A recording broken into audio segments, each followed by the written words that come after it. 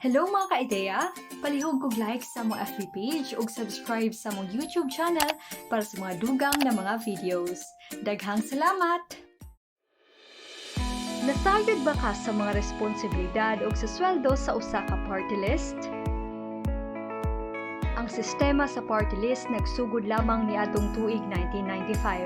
Sila ang magsilbing sectoral representatives na mahimong membro sa House of Representatives.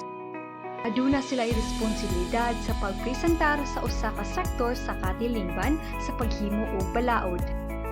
Pipila sa mga ilado nga party list maong Gabriela nga para sa mga babayi ug ACT teachers nga para sa mga magtutudlo.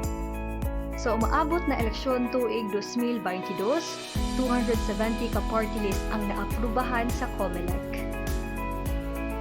Ang mga representante na makuha pinaagi sa party list kay dili mosobra sa 20% sa kinatibuk-ang kidaghanon. Sa matag 2% sa tanang boto, ang usa ka party list makakuha og isa ka lingkuranan ug labing taas na 3 ka lingkuranan kada party list.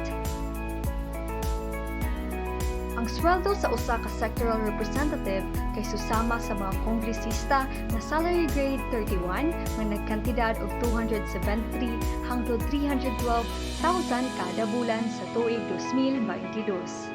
Wow, Mocha, level up ka ha?